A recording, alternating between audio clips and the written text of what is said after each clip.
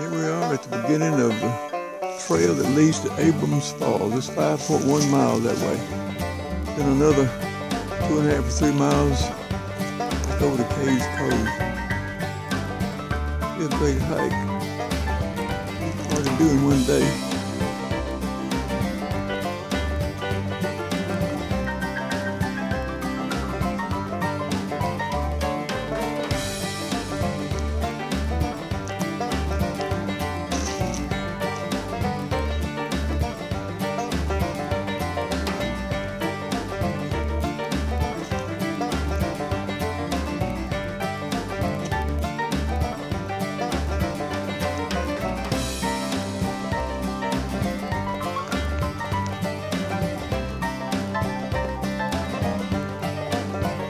Out as a road, but the trail will get very primitive on up the way just a little bit.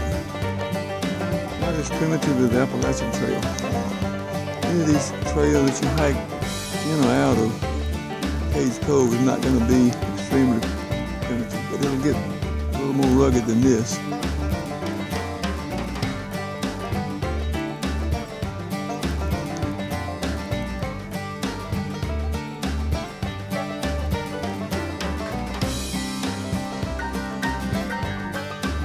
Never been to Abrams Falls. It's worth the hike, especially in the rainy season when you got a lot of water flowing over the falls.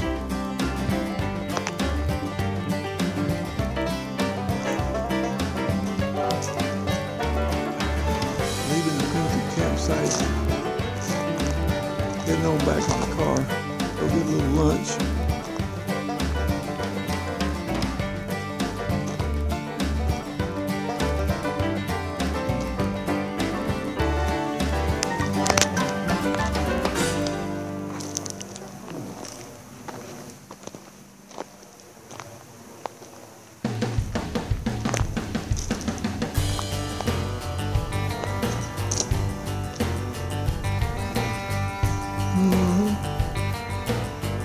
Cool place.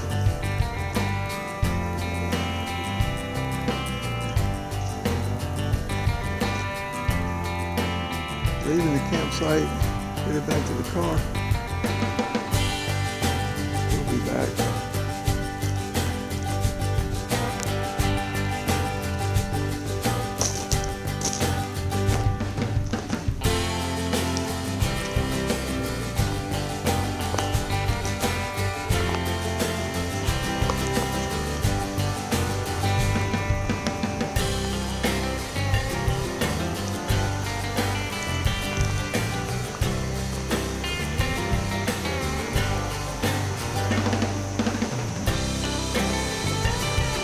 On Google Earth, you can find this place. It's not hard.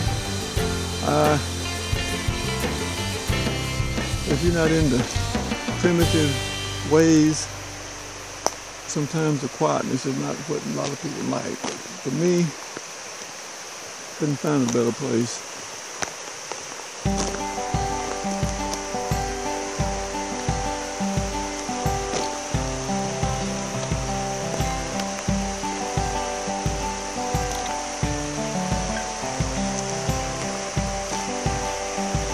Water is deep enough to tube. Kayaking, not so much. Wouldn't be a lot of fun doing a kayak in this water.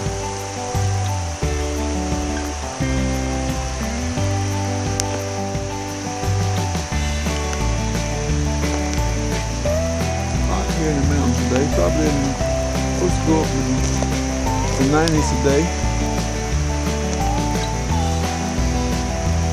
Not a lot of breeze blowing, as you can see.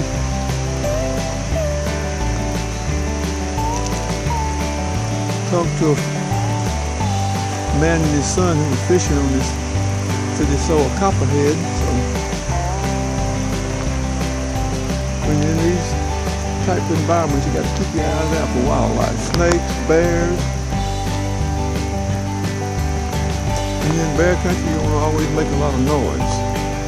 Clap your hands, bang sticks together, shuffle your feet, talk loud. Bears usually stay away from people, but you don't want to walk up on one and surprise them.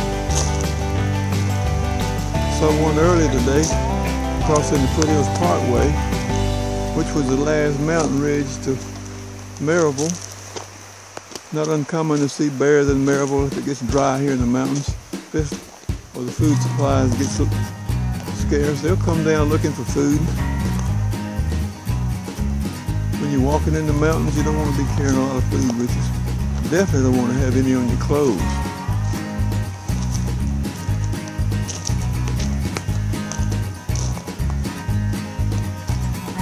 That would not be a good idea. When I was a boy, we'd drive from Cherokee to Gatlinburg. It wasn't uncommon to see 45, 50 bears just on that little short trip. You don't see them like that now. You see them, but not nearly as many. A lot of them stay up in the high country. But there are those that come down. If they become a nuisance, the rangers will capture them and take them back up to the high country. Let them out. You see the rangers stocking these streams from time to time. Got to have a permit to fish in these. I don't think the limit's very much on the bass. I think on this part of the river, the only place you can really catch like the brown bass. Most of them are the smallmouth bass. Catch a lot of brown trout here, some rainbow. Not a lot of size to them, according to what I've read.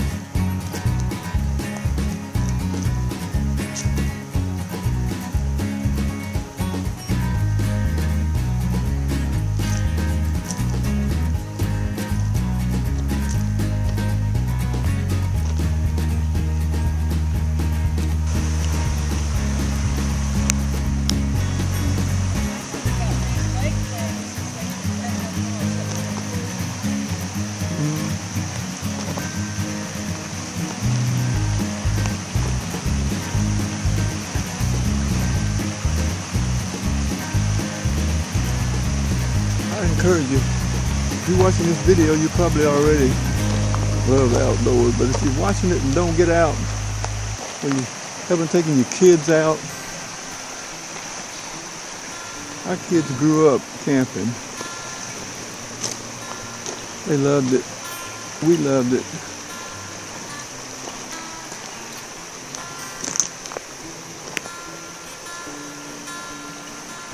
Don't miss out on God's beauty. Sure beats sitting in the city in smog and traffic. Don't get so locked in and this tunnel vision that you forget about getting out and enjoying things. It'd be a healthier for it, that's for sure. Have a lot more mental peace about you. When I was a boy, I would daydream about places like this. Lone country roads, filled with shade, sun, spring of the year around May, even in the hot summer. We used to walk down an old country road, fishing buddy of mine when we were boys, and we'd walk about 2 miles down this old dirt road and go crawdad fishing. We cut branches from trees and take a line and put a hook on it and scavenge the area for some kind of bait to put in. Those crawdads to grab that bait, you gently lift them out. The trick was to get them out and them not turn loose of the bait. We'd be so hot we'd drink from streams bubbling up out of the ground.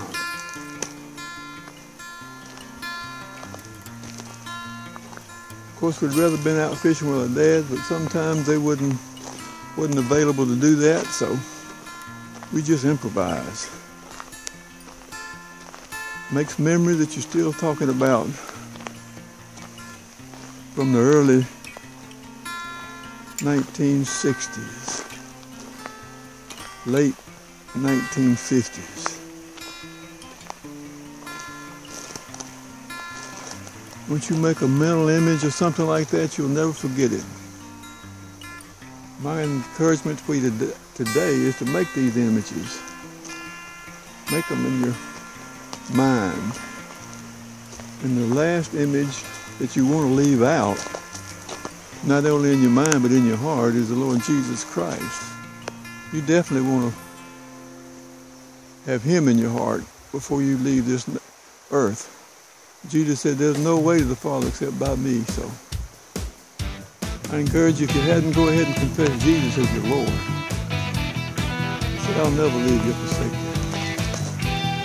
After all, He created all this, so might as well enjoy it while you're here and spend eternity in His presence.